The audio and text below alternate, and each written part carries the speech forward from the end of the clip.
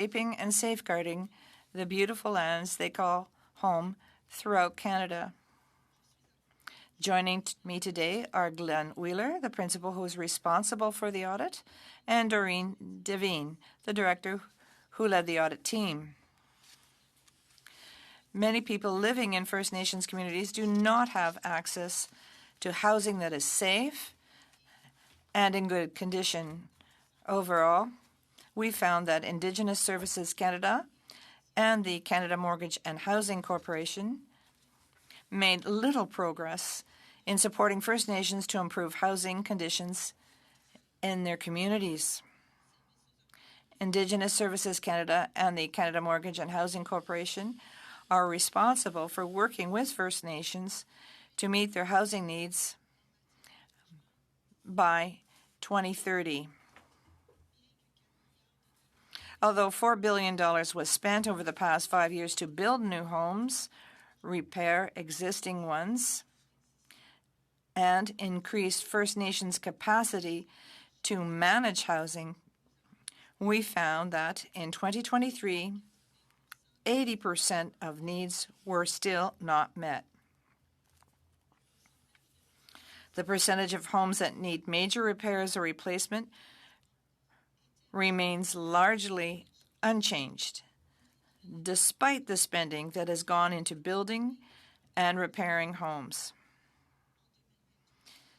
In 2021, the Assembly of First Nations estimated that $44 billion was needed to improve housing in First Nations communities, and needs continue to grow. We found that the department and the corporation had not prioritized communities with the greatest needs.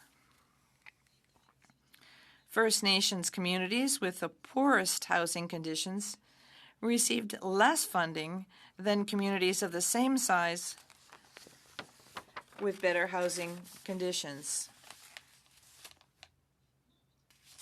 First Nations homes is a long-standing health hazard, and we found that Indigenous Services Canada and the Canada Mortgage and Housing Corporation still did not know the magnitude of the problem. In fact, the department and the corporation are currently not following the strategy that they developed in 2008 to address this problem, and neither could explain why the strategy is no longer used. There is no plan in place to tackle this issue. This is the fourth time since 2003 that we are raising the alarm bell about unsafe and unsuitable housing in First Nations communities. Adequate housing is a basic human need. After 4 audit reports, I can honestly say that I am completely discouraged that so little has changed and that so many First Nations individuals and families continue to live in substandard homes. Time after time, whether in housing, policing, safe drinking water, or other critical areas, our audits of federal programs to support Canada's Indigenous peoples reveal a distressing and persistent pattern of failure. The lack of progress clearly demonstrates that the government's passive, siloed approach is ineffective, and in fact contradicts the spirit of true reconciliation. A fundamental shift is urgently needed to drive significant progress in providing proper support to Indigenous families and communities across the country, especially those most in need who currently are too often left behind. While the government is at the early stages of transferring its responsibilities for housing to First Nations, unless the department and corporation tackle meaningful action to address the issues we have identified, it is unclear if the transfer will be successful. It is important to understand that these are not legacy issues that live in the past. They are ongoing and perpetual, with direct consequences that people experience on a daily basis, and they stand in contradiction to Canada's commitment to truth and reconciliation. We made 8 recommendations to improve the government's delivery of housing programs to First Nations communities. We are concerned that Indigenous Services Canada and Canada Mortgage and Housing Corporation only partially agreed with our recommendation that they work with communities with the poorest housing conditions to ensure that they receive the support they need to improve their housing conditions. Mr. Chair, this concludes my opening remarks. We would be pleased to answer any questions the committee members may have. Thank you. Thank you, Ms. Hogan, for that, for those comments. I'll turn now to the Canada Mortgage and Housing Corporation. Mr. Tremblay, you have the floor for about 5 minutes. Thank you, Mr. Chair. Before I begin, I also would like to acknowledge that we're meeting on the traditional unceded territory of the Algonquin Anishinaabe peoples. For over 75 years, Canada Mortgage and Housing Corporation has been helping Canadians to meet their housing needs and improve their quality of life. We've seen firsthand that having a safe, affordable home is essential for First Nations people to build the lives that they want for themselves and their families and their communities. It's a key step in a journey towards reconciliation. We know there's more work to be done to achieve this, and we're committed to working with partners to make this a reality. That's why we welcome the Housing and First Nations Communities report. It reinforces the importance of prioritizing First Nation housing, and it guides us to concentrate on the crucial issues that will help us effectively tackle this persistent issue, working closely with First Nations. Nous sommes d'accord avec les recommandations qui We agree with its recommendations, which are closely aligned with work already underway, and we've responded with clear plans on how to address them. Since 2016, the Government of Canada has significantly invested in housing stock and repairs. This includes the long-standing CMHC programs mentioned in the Auditor General's report. And here I refer to the Residential Rehabilitation Assistance Program and the on-reserve nonprofit rental housing program, also known as Section 95. These provide funding assistance to renovate and construct homes for First Nations living on reserve. It also includes on-reserve investments made through National Housing Strategy programs that CMHC delivers, such as the Rapid Housing Initiative, the Affordable Housing Fund, and the Housing Accelerator Fund, among others. As of December 31st, 2023, funding through the National Housing Strategy has helped First Nations to build, renovate, and retrofit close to 34,000 homes on reserves, with 22,000 of them already completed. In addition, we're delivering on the Indigenous Shelters and Transitional Housing Initiative. For this program, we collaborated with Indigenous Services Canada and Indigenous partners to help First Nations communities to build safe shelter spaces for survivors of gender-based violence. We recognize that significant strides have been made, but that there is still a lot of work to do, as the Auditor General of Canada's report notes. Disparities between the housing conditions of Indigenous and non-Indigenous communities in Canada, especially on reserve. Historical treatment of Indigenous peoples, persistent racisms, and decades of underinvestments, rising construction costs, climate change, and overcrowding and population growth, these are all factors that have led to the current housing gap for First Nations living on reserves. And while we are committing to doing more, we also recognize that solving the housing challenges of First Nations communities is not something that the federal government can or should do on its own. First Nation communities are diverse, and so are their housing needs. Their leadership, communities, and organizations understand those needs best and how best to meet them. That's why we are changing the way we address housing when it comes to First Nation communities. As you may know, the Assembly of First Nations, the Chiefs Committee on Housing and Infrastructure, Indigenous Services Canada, CMHC, and Infrastructure Canada all work together to develop the National First Nations Housing and Related Infrastructure Strategy. This distinctions-based strategy includes funding for new construction and repairs, but it also addresses the need for sufficient, predictable, and sustainable funding so that care and control and management of housing can transition to First Nations. We've also been working with Indigenous partners on an urban, rural, and northern Indigenous housing strategy that is set to be implemented in 24-25. So as we carry out our plan to address the Auditor General's report, we will continue to work closely with Indigenous Services Canada and our other federal partners, First Nation partners, home builders, financiers, and community housing providers. Thank you for the opportunity to speak on this matter, Mr. Chair. We are happy to take any questions from the committee. And thank you, Mr. Tremblay. And last but not least, the Department of Indigenous Services. Ms. Wilson, you have the floor for about 5 minutes. Thank you. Kwe. Hello, bonjour. I'm pleased to be gathered here on the traditional territory of the Algonquin Anishinaabe people, the land of my ancestors, the land of my current-day relatives, along with colleagues from the Office of the Auditor General, CMHC, and here at ISC. Pour commencer, j'aimerais remercier la To begin, I'd like to thank the Auditor General of Canada for her report on housing in First Nations communities.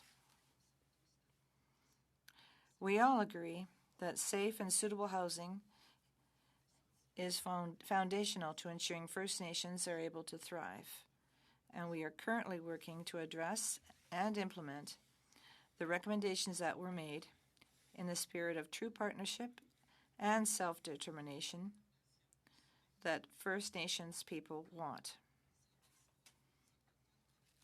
Indigenous Services Canada is aware of the substantial housing gap in First Nations communities, and we are working to address the ongoing and profound impact of a lack of suitable housing. This is a complex issue that has spanned generations. In 2021, the Assembly of First Nations estimated the cost of closing this gap at $44 billion. It's a daunting number, but the first step to meeting needs is understanding them. In line with this, ISC is working in close collaboration with First Nations to better understand their priorities. The government cannot and should not do this work without the partnership of First Nations.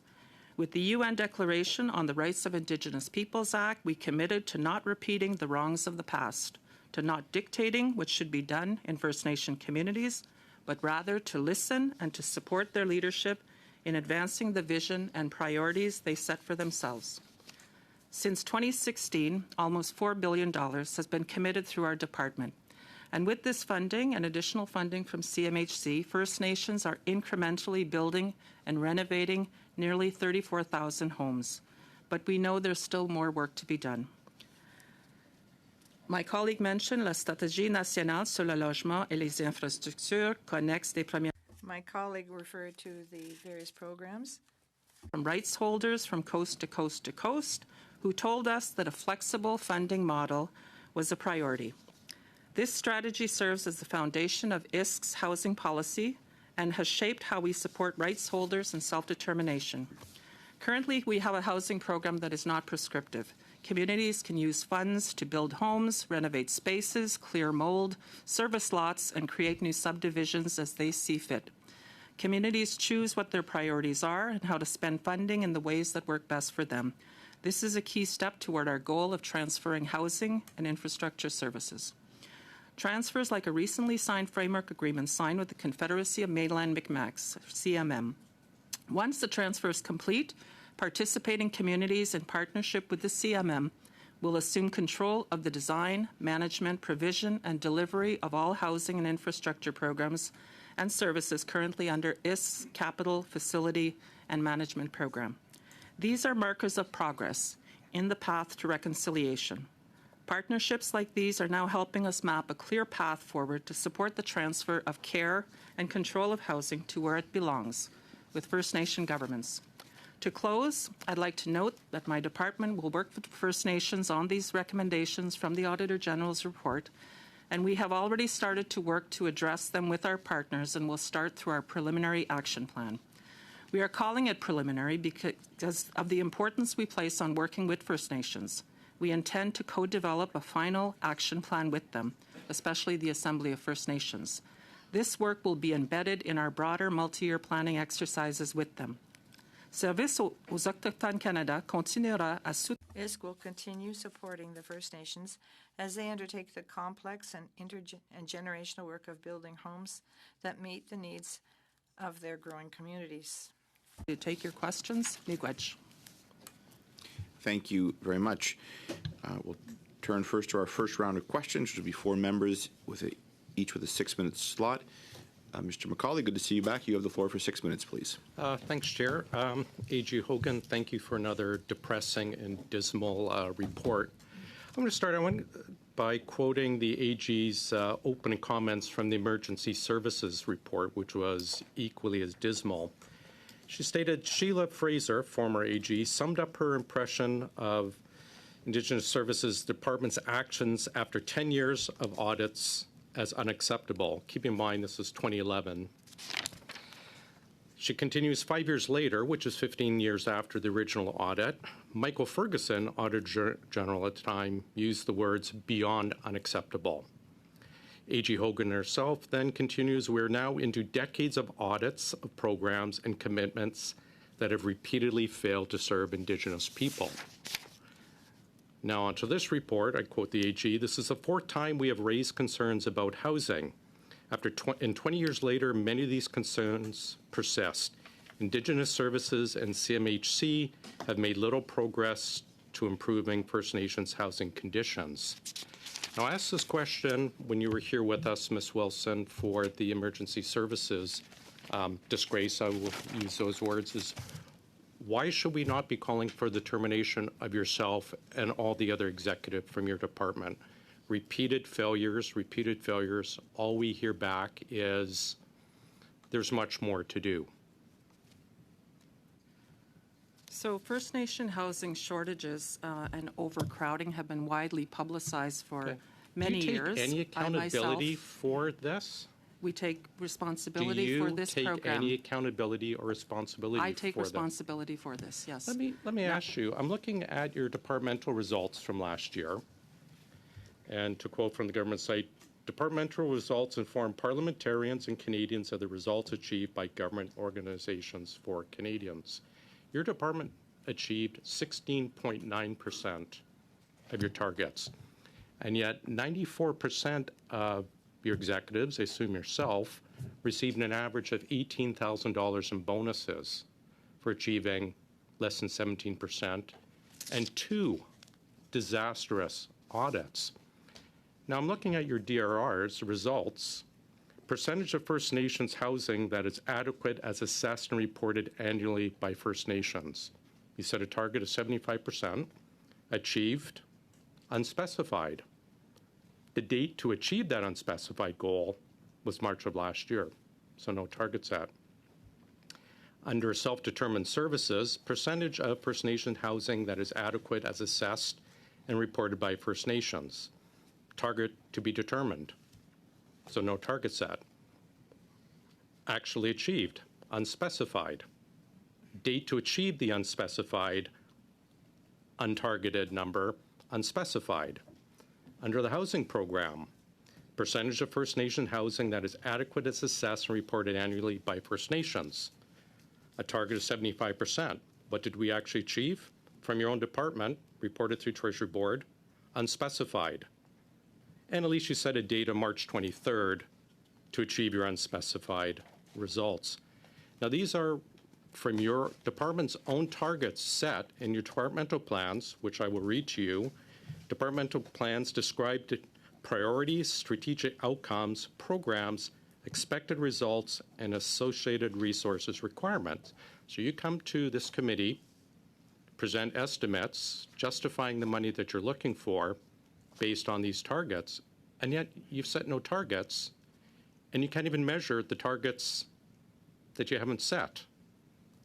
And yet somehow everyone got bonused $18,000, and we have probably the 2 worst audits I've seen, and I've been through maybe 30, 40 audits.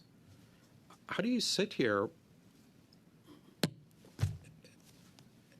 and not offer anything to us? Like, when are we actually going to see that action? This goes back to 2001. And I realize there's a minister responsible, but you were deputy minister. You could actually set results, and yet we don't even have targets. How are we going to move forward with you still in this position? Because I don't have confidence that we're going to achieve anything that the AG is putting out with the current team here or the current minister here either. How are we going to achieve this? Mr. Chair, if I can. I'd like to talk about that for the next 2 hours, actually, is explain some of the context around this and actually explain some of the context around indicators and how we develop those indicators and co-develop them with First Nation partners. Actually,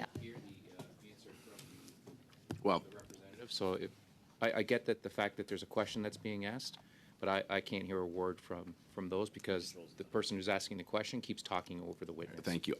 I can hear. I recognize. I think Put on there's a going. headphone I think there's going to be some give and take here.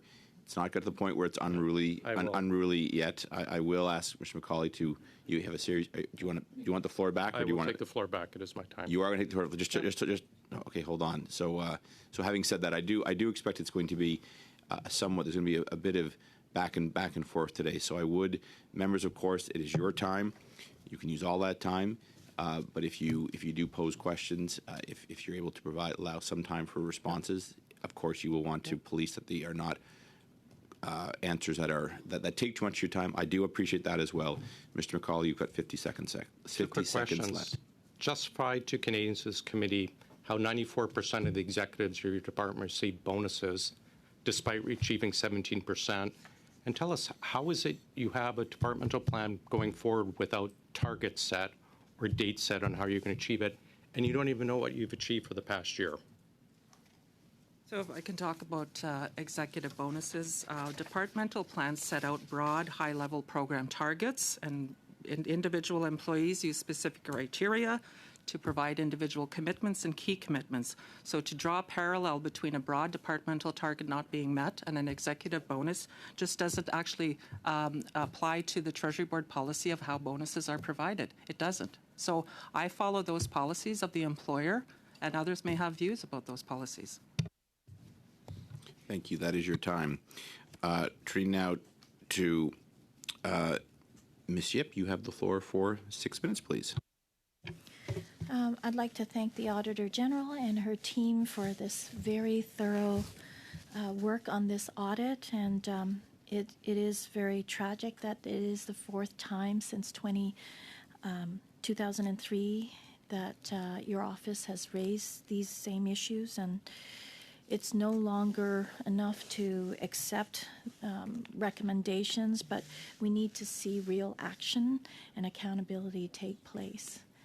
So my first question is, why were this is to Ms. Wilson, why were the formulas used by ISC and CMHC, and also Mr. Tremblay, you can jump in as well, to allocate funding to regional offices based on 2001 census data? We don't use outdated census data at Indigenous Services Canada. Okay. Mr. The formula is based on a tripartite agreement that we've reached with Indigenous Services Canada and the First Nation Assembly of First Nations.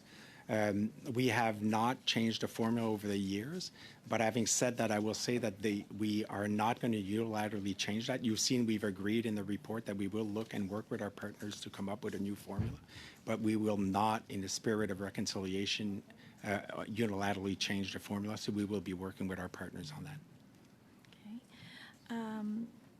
So, also I'm just puzzled in terms of the allocation of funds, which favored the First Nations with the most resources, and allow them to submit the better projects. How did that happen? Why were communities that really needed the funding not addressed or prioritized first? I can go. So in terms of the Residential Rehabilitation Assistance Program and the on-reserve nonprofit rental program, which is the focus of the auditor's report, as I mentioned, the allocation to provinces and regions are based on the formula you've mentioned, but from there, it's First Nations communities, tribal councils that decide the allocations, and they are the ones making the call on what they consider priorities and needs in their. And we think that is totally appropriate. They know best what their communities need. I would just add our analysis that does demonstrate that we allocate and prioritize communities with the poorest conditions. I'd also add we only partially accepted the Auditor General's recommendation there because we didn't agree with the methodology the AG used to come to the conclusion that First Nations with the poorest housing conditions receive the least funding. And it's a matter of methodologies, it's a matter of different approaches. Ultimately, when we explore this again with our partners, we will defer to that process and we'll happily bring the Auditor General's methodology, we'll bring our methodology and any other options, and we'll develop that with First Nations. Ms. Hogan, did you want to comment on that? Well, I will ask Glenn to jump in for sure. I mean, what we did was look at the communities that had 100 housing units or less, and they had self-assessed that when there was 75% or more homes in the community that were in need of major repair, we put them in the poorest bucket, and the others had less than 75% of their houses needed to be replaced or major repair. And when we look at the average over all of those communities, it was clear to us that those with the poorest conditions, so more than 75% of their homes needing repair, received on average less funding than communities of similar size. I don't know if there's more detail that you would like that maybe Glenn could provide about our determination of that. Mr. Chair, just to add to the Auditor General's point, the data that we used was pulled from the Department's Community Infrastructure and Housing Annual Report. So it was the Department's own data on the state of housing in communities. And just to, I guess, add a broader point, I think this finding ties in nicely to our finding on capacity, which shows that smaller First Nations often don't have the capacity to manage housing that larger First Nations have. So it ties into the importance of working with communities that do have greater needs to increase their capacity to manage housing. Mr. Chair. Then I also recall in the report that a housing manager was provided for those with larger housing populations than those with smaller communities and perhaps with greater need. I can just speak a bit about the housing subsidy program that we announced this year in Budget 2022. It included $157 million to support housing managers on reserve and $66 million over 3 years beginning this year for training and certification and the provision of technical services.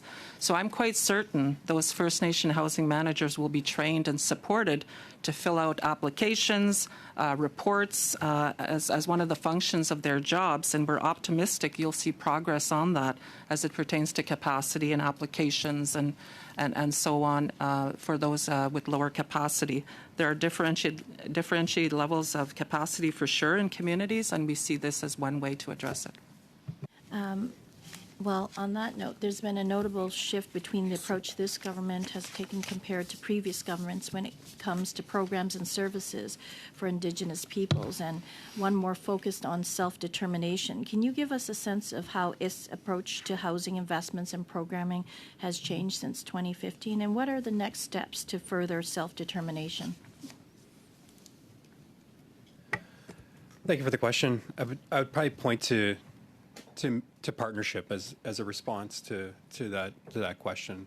I think, as noted in the Auditor General's report, we were proud to work with the Assembly of First Nations and all First Nations in the establishment and the adherence of the 2018 Assembly of First Nations Housing and Infrastructure Strategy, and that was developed in partnership with First Nation.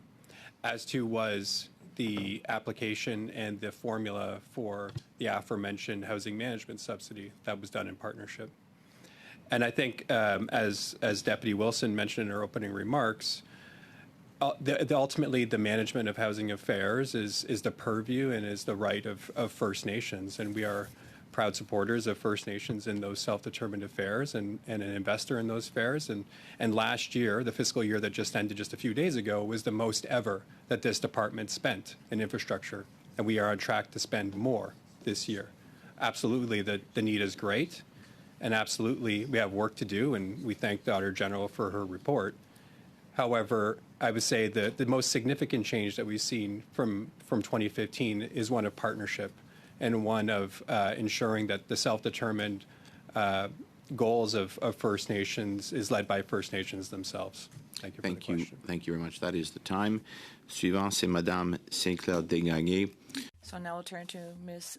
Sinclair Desgagnés. If you don't speak French, put in your earpiece. Mr. Sinclair Desgagnés, you have 6 minutes. Thank you, Mr. Chair.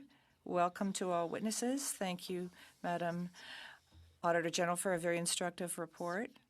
If we summarize the situation, billions of dollars was spent on housing for Indigenous services over the past years, yet no results seem to be seen. Quite the opposite. In terms of repair work, we have a very slim majority of improvement, less than 1% over 15 years. And in terms of housing replacement, we can say that these billions of dollars, a lot of people can ask the following question, and people listening to us, and including the major stakeholders in the First Nations, they must be asking what this money was used for. Fundamentally, what we have to ask ourselves is, if we have the humility that we need to ask ourselves these questions, if we have to be able to ask ourselves questions about the approach that the federal government is using to resolve problems that are being experienced by the First Nations. The approach appears to be deficient or even harmful. And I would really like to hear, first of all, the Deputy Minister, who I'm looking at, speak about what she thinks about the approach used, and whether yes or no we can completely redefine from A to Z the approach that the federal government is using in order to put a stop to putting in money into areas where it's not being used properly, and use an approach where we can build capacity, an approach where the First Nations can themselves finance themselves their housing. That would be not so much a colonial approach. I'd like to hear what you have to say on that. Thank you for your question. It's not only about additional funding to build more houses for the First Nations communities. There is growing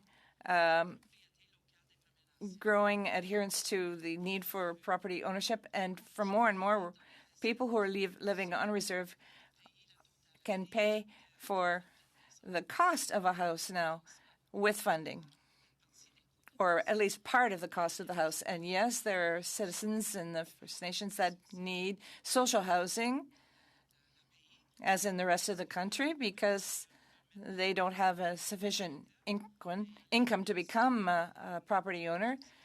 But the infrastructure funding, but if I may, I'd like to interrupt you. My time is limited. I was talking about redefining the approach used by the federal government. We're not talking about financing leading to ownership. We want to sure. I'm always open to any recommendations and advice as to change or new policies. Notices and advice may lead to small change, but I'm talking about a drastic change in the approach that we're taking, because finally in Quebec we're looking at the figures, and there may be some solutions there. There are possibilities. Look at the First Nations group in Sackville. They work with SOCA. They work with the McConnell Foundation and other financial institutions. You talked about access to ownership, but they also talk about building their own houses. When you look at the figures, things are working better in Quebec, so why not change the paradigm? Why the federal government is like the good dad who sends them money so that the First Nations can get houses. We need to redefine our approach, and I apologize. Maybe we have to focus on the necessary capacity building. I agree with your proposal, and I'm open to any suggestions to lead to transformation in cooperation with First Nations or other organizations. For example, I'm open to ideas like that. But even, Madam Auditor General, do you think that there's a real will in the federal government to focus on capacity building in the First Nations? Or do you see an approach where we spend a lot of money with very few results? I would mention two aspects to answer your question. When we've had a dialogue with the communities during this audit, they said clearly that the engagement had improved, but it wasn't a real negotiations. Sometimes they feel that the federal government determined how much the pool of money or the approach that was to be used.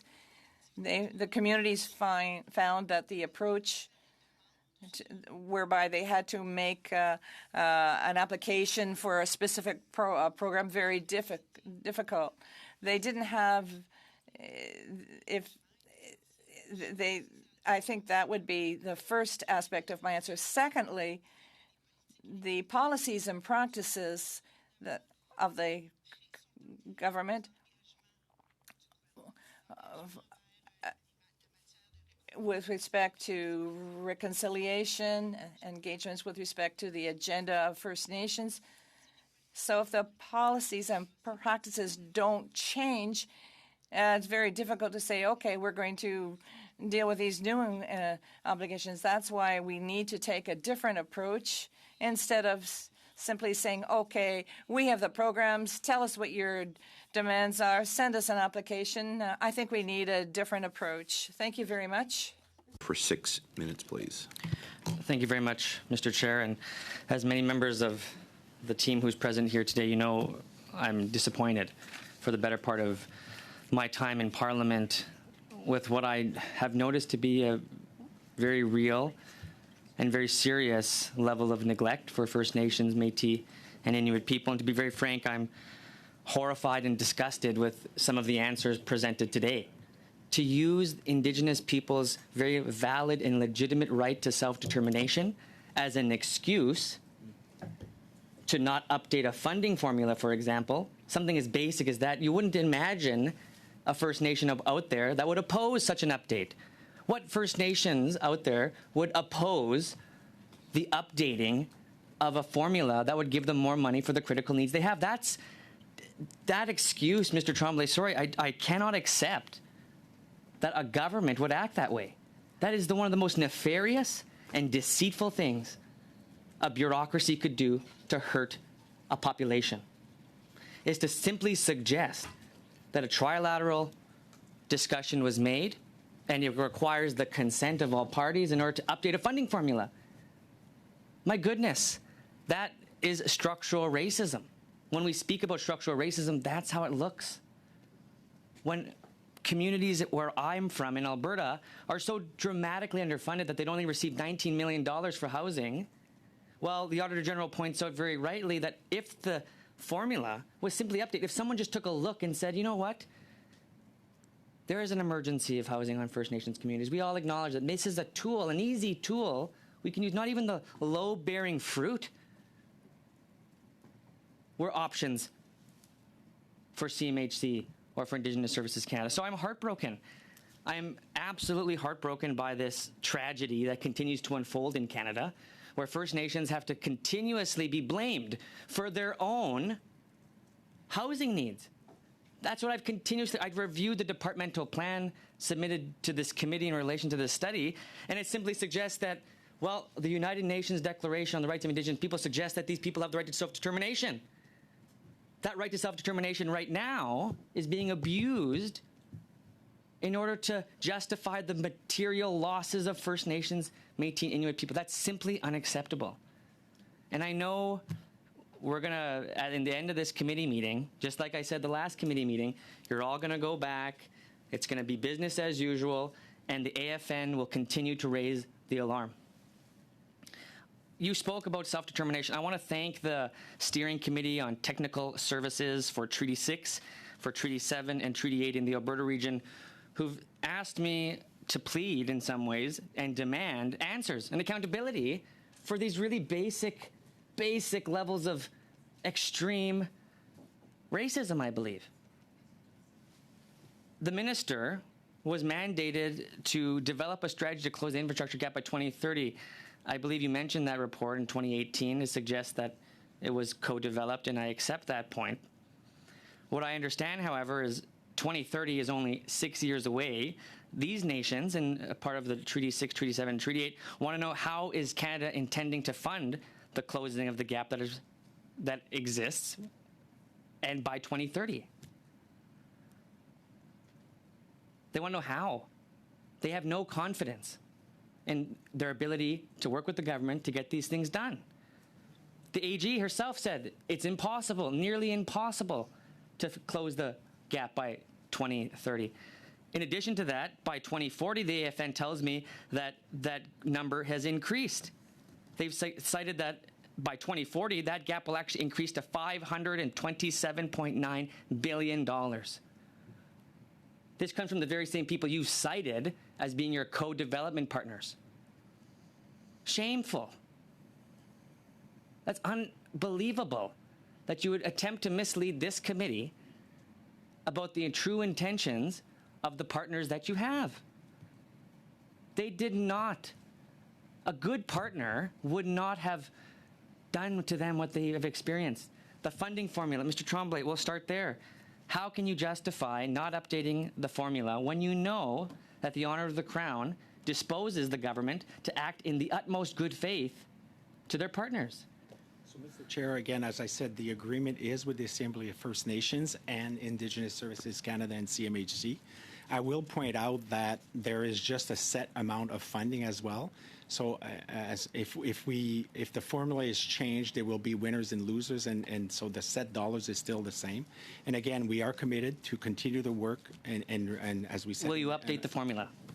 We did mention in the report that we are working on with our partners to update the formula. Yes. Okay, thank you. That's an incredibly simple question. I can't believe I have to ask that question.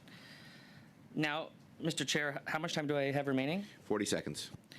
So in relation to the Indigenous Service de-evolution process, does ISC recognize that the de-evolution process itself can in fact be harmful should there not be an agency, whether it's the First Nation or the department, that's able to actually monitor the material loss or material gain to their communities during devolvement? That's an institution I'd be more than willing to hear more about. I'm not aware of a particular agency that.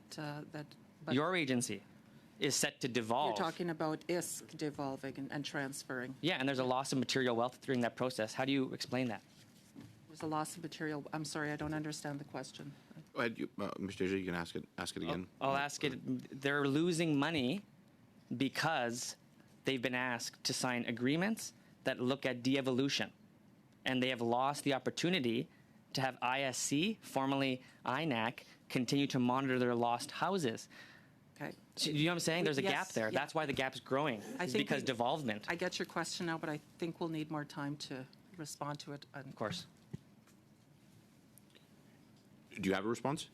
Oh, no, go ahead. I have a practice in this committee that if members get their questions before my time allotment, I do tend to allow witnesses to answer within reason, obviously. Yeah. I try not to cut So we have members off. some good examples of where we could do that. So, Nelson? Go ahead, please. I appreciate the question, and thank you. In terms of transfer, we don't call it de-evolution. We call it in transfer Indigenous Services Canada. It's baked into the mandate of the department as part of the legislation. We currently have 13 active tables around transfer, and these are tables that are dictated and mandated by rights holders themselves. And so that process begins with assessing the gap, much like the work that we did with the AFN in determining what the gap is in the report that you cited earlier. So the example I think that we often refer to, and one that we've talked about at this committee before, is the Atlantic First Nations Water Authority. That was a partnership to understand the water needs of Atlantic First Nations, the regulatory gap, and also the funding needed. And there was direct funding support to the Atlantic First Nations Water Authority to the tune of $173 million in recognition of that work. So I wouldn't say transfer is about a way of exacerbating the gap. I think it's about, to your point, Cherry picking some of these examples is now, not Mr. Digital, appropriate. you know the other side of my rule is if you No, I ask a understand the rules, question Chair. after the I time is just can't allotted, accept I that. tend to end things. But I suspect this line will be picked up by other members here, so I'm going to end it there. We'll begin our second round. Mr. Veerson, you have the floor for 5 minutes, please. Well, thank you, Mr. Chair, and I want to thank the witnesses for being here. Minister Haidu likes to blame previous governments for a lot of the failures, but 2 years ago, she in 2022. Here I'll quote her. Unfortunately, successive governments have not prioritized housing for Indigenous peoples. As a result, Indigenous peoples are more likely to live in overcrowded homes, experience higher rates of all kinds of challenging, including mold and other poor housing conditions. That was just about on the nose of 2 years ago. In the Auditor General's report, we have heard that the mold strategy seems to be completely forgotten, completely abandoned. However, it seems that the minister seemed to know about it at least 2 years ago. Could ISK explain why there's no action happening on the mold front and why they don't seem to be worried about it? Well, Mr. Chair, there is action on mold, and there was a mold strategy. It was replaced by the current programming, which does allow for mold remediation. So mold remediation is underway, and Dr. Wong can talk about some of the efforts there. And it doesn't. We've seen that it was preferable in the spirit of self-determination to include the funding for mold directed to communities so they decide their priorities. Was it ever communicated to the public that the mold strategy was being abandoned in lieu of something else? Wasn't formally communicated to the public. It was worked through with First Nations. Okay, so it still shows up on your departmental plans. Is there any efforts to do something differently?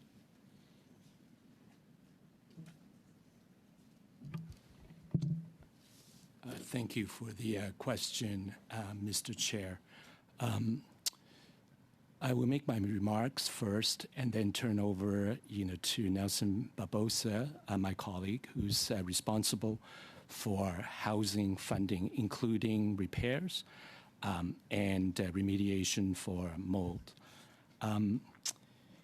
Mold, from a health standpoint, it's a major concerns from a public health standpoint. I understand that. I'm going to just move on from I'd just like to go back to the Auditor General, just if she could explain a little bit around, maybe I'm misunderstanding the change, and so if she could just clarify perhaps, did she understand that the program had been replaced by something else? So our understanding when we were doing the audit is that no one could explain to us why the mold strategy wasn't being used anymore, and that access to funding to deal with mold is part of a bigger, broader repairs program that exists there. Now, this is an issue that my office raised in 2003, which recommended the creation of the strategy. I think strategy or no strategy, it comes back to understanding the magnitude of the mold issue so that it's properly, you understand the dollars needed and the support needed by communities in order to address it. And so whether you don't have a strategy or you have something else, you still need to understand the magnitude. And I think it goes back to first not having the data to know the extent of the problem, and then not having a plan to try and fund it and address it going forward, whatever you want to call it. Okay. I was just wondering, how many employees does ISK have dedicated to housing? Let me get that data for you here. Yeah, I think you have it. Yeah. We can provide the committee more specific numbers, but I can say in Budget 22, Indigenous Services Canada received $2.4 billion for programming related to housing remediation in First Nations, and associated with that money was, it's with that money was 77 employees. Okay. $2.4 billion equaled 77 employees. Okay. Do you know how long it takes to build the average housing unit through ISK? It can vary greatly. And typically, these happen seasonal in the summer season, and which links into winter roads. So typically, that happens within a year. Okay, per unit. It takes a whole year to produce one unit. It varies greatly. The one unit is a measure of a geospatial home, but some houses are small, some are big, some take a year, some take longer. Some take 2 months. Yeah. There are some that are prefab that happen immediately. Communities are using technology like 3D printing, which happens much faster. That is their prerogative. What number does ISK use for the population growth of the folks that use service? Sorry? What is the number of what number for population growth are you using? Yeah, so we use Statistics Canada data through the census and most recent census data. Thank you very much. That is the time. Ms. Bradford, you have the floor for 5 minutes, please. Thank you, Mr. Chair, and thank you to the witnesses today. This question is for both ISC and CMHC. How often do your staff go out to inspect these sites to see the condition and how the progress is coming along? I would say with our funding services officers that liaise quite daily with First Nation communities, along with our regional housing managers and regional infrastructure staff, we're looking at a daily kind of ongoing engagement that is quite fluid but very close. Maybe I could just add, so all of our contribution agreements that include this type of funding do require final completion reports that are certified by a qualified inspector.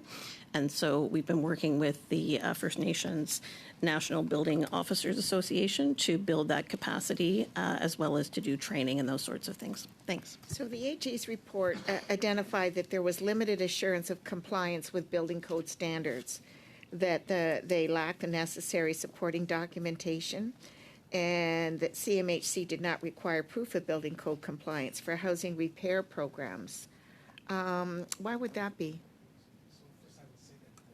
That all of our programs on reserve, the two programs subject to the audit, are actually the parameters of the programs do require an inspections to be done. We, for the new constructions, you also have to take into account that the period under the audit was during a global pandemic where travel was restricted. So a 90% achievement is a very good rate in our opinion. The other thing I would say is that First Nations communities have no benefit of building and having non-standard or non-code compliant repairs or new builds done. And I can pass it to my colleague who can give you additional information if the chair allows. Thank you for the question. So for our programming, we have quite an extensive inspection process for all new builds and repairs. And the same building inspectors that led to the 90% return rate on building code compliance for new construction are the same inspectors that we use to do inspections on repairs. And our agreement with them requires that the repairs that they are inspecting meet building code requirements. And so we have not, in a paper form, received that confirmation from them, but our contract with them requires that. And so we do feel that even though, and we will get that written confirmation going forward, but even though we didn't have that during the period of the auditor's report, we do believe that all those repairs met building code standards. Going back to the mold problem, what are the underlying causes for mold? Why is this so prevalent? There must be an answer to that. In this large country of Canada that has many aspects of deficit weather that impact its housing stock, the issue of mold is more prominent in First Nation communities due to the significant overcrowding that exists, as well as the harsh weather, particularly in remote northern communities. All right. Now, also, you were talking before about the shift to more focused on self-determination. So how has the shift to a First Nations-led approach been playing out in the community? And are there any examples that come to mind that illustrate the difference now that this shift is taking place? Thank you very much for the question. So I would say that part of it is ISK being a partner at the table, but being one of a number of partners, because there is no way that any one party can solve this issue alone. So we see lots of examples where, for example, in Alberta, we see Synovus as an example, dedicating $50 million to building housing in 4 First Nations and 2 Métis communities that are located around their operations. ISK has helped to support that project by providing over $5 million for enabling infrastructure, so lot servicing, subdivision development, engineering supports, those types of things to enable those houses to be built. So it's that type of partnership where we are supporting the nation in building those economic relationships with other parties and exploring monetization. Chippewas of the Thames, for example, now has a mortgage program on reserve. So as the deputy mentioned earlier, so that those who are interested in owning a home and entering into a mortgage relationship can do so, which traditionally has not been done on reserve. So there's a lot of groundbreaking work that is happening, acknowledging, of course, that there is so much work left to do, but trying to change that paradigm of funding going out kind of 100% upfront to do a build in, say, 2 months over the summer, but looking at ways to kind of extend that and take advantage of the money markets and those types of things. Thank you. Thank you. That is the time. Suivant, c'est Madame Sinclair Desgagnés. Vous avez la parole pour 2 minutes. Ms. Sinclair Desgagnés, you have 2.5 minutes. Thank you, Mr. Chair. Before going back to the approach where you confirmed that we have to completely change the approach, I have a question about funding. Your table in 2.5 of the report, the funding which was provided over the past 15 years does not seem to jive with the Indigenous population. Do you know why? Was this funding based on needs, and why is it always underfunded? So in the table that you mentioned in the report, when we saw that the CMHC was not using the information from an up-to-date census, or which didn't consider the last 20 years in demographic change, well, the underfunding, it can be explained there. So it's tied to the formula. Thank you. Mr. Tremblay, can you answer that? Is there an explanation is there a logical explanation? As I mentioned earlier, the formula